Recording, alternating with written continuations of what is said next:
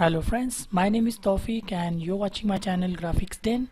So in this video in CorelDRAW we are going to see an option called as the block shadow, which was introduced in the version 2019 version of the CorelDRAW. Why I'm mentioning this? Because if you're using an older version, let's say if you're using CorelDRAW version 2017, then you will not find this option in that version. That's why I am mentioning this. So block shadow basically is a shadow in the form of a block. So let us get into it. So I'll write some text. Let's say I'll write block. You can write anything. And now I will use some thicker font or bolder font, and I will change the color. I will bring the characters closer so that we can understand it better, that how the block shadow really works. That's why I have brought the characters together or closer. So this is the option block shadow, and as we apply shadow, drop shadow, the method is pretty much similar. You can simply click and drag, so the block shadow is created.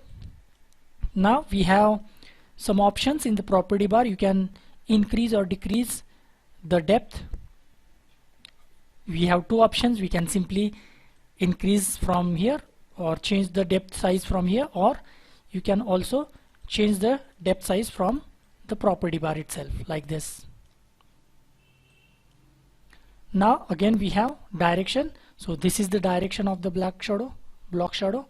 And again, if you want to change it from the property bar, then we also have the direction option in the property bar. Then we can also change the color of the drop shadow or the block shadow. I will keep it to black for now.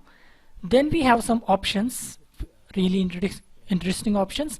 Now this option is related to printing. I don't really know what it does because I haven't used it.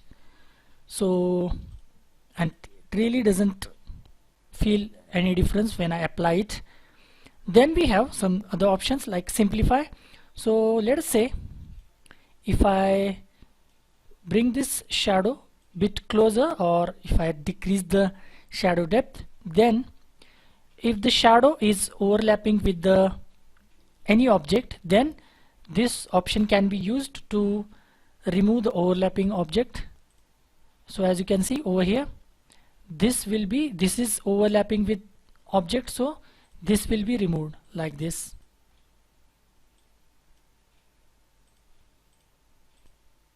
Now hence I moved in the right direction, so in the right, towards the right, so it is not making any difference when I apply this particular option. Now there is another option called as remove holes. Now as we can see, there are holes or openings in the block shadow.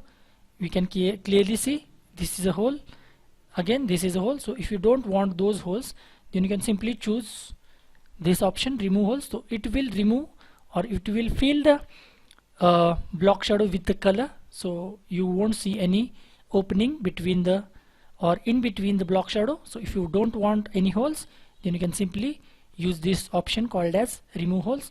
Again, if I use this option with or without this simplify option, which removes overlapping shadows with the objects, then we have option which can be used to generate an outline. As you can see, we don't have any outline on a text now, on this text.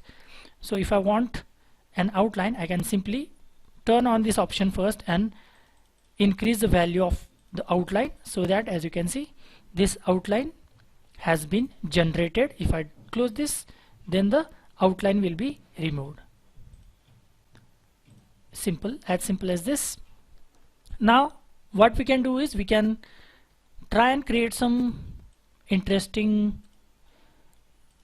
designs. Let's say I will change the orientation to landscape. Then I will simply, if I want to create a rectangle size similar size of the page, then I can simply double click on the rectangle tool so that it will create a rectangle.